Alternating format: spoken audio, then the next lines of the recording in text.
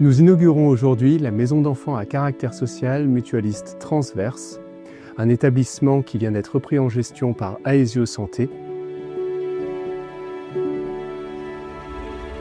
L'établissement accompagne des enfants qui sont protégés par le département via l'aide sociale à l'enfance. Et ces enfants ont la particularité d'avoir également une reconnaissance de leur handicap.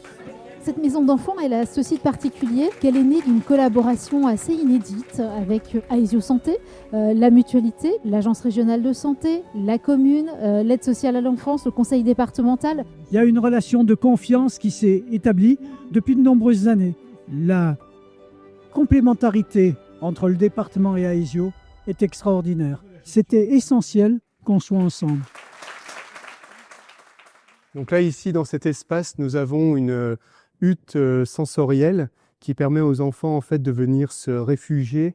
Les enfants, quand ils s'installent au fond, ils sont isolés sur le plan acoustique, ce qui leur permet d'être à la fois dans le groupe et à la fois en dehors.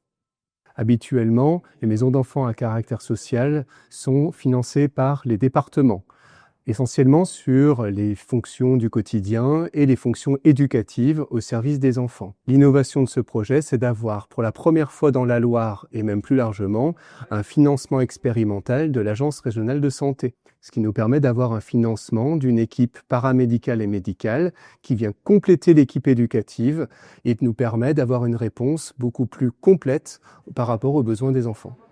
L'enjeu pour l'ARS, c'est d'améliorer l'offre. On finance déjà aujourd'hui des équipes mobiles qui interviennent dans des structures à caractère social. Là, on va un cran plus loin en ayant une vision encore beaucoup plus intégrée.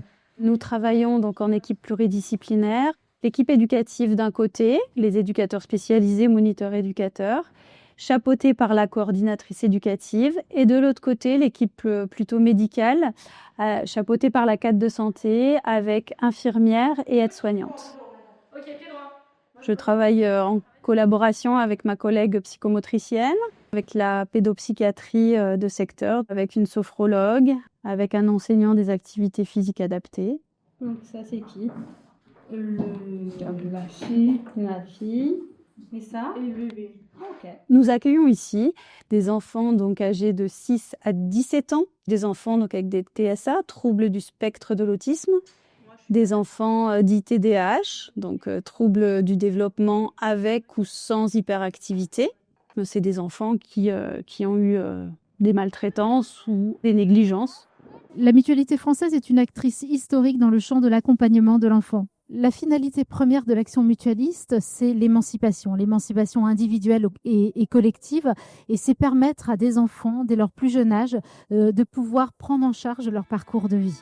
S'attaquer le plus tôt possible aux problèmes de santé mentale, c'est lutter contre les déterminismes. Et ce qu'on veut leur donner, c'est la structure intellectuelle nécessaire pour affronter la vie malgré le handicap. C'est une expérimentation qu'on va ensuite évaluer et puis on aimerait arriver à la faire rentrer dans le droit commun. Nous accueillons aujourd'hui 14 enfants sur site avec une capacité d'accueil de 22 lits. L'objectif à terme, c'est de pouvoir accompagner 28 enfants avec de l'accueil temporaire. L'idée du répit, c'est de pouvoir soulager les familles d'accueil, soulager aussi les autres établissements qui, pour le coup, n'auront pas forcément les compétences paramédicales en interne.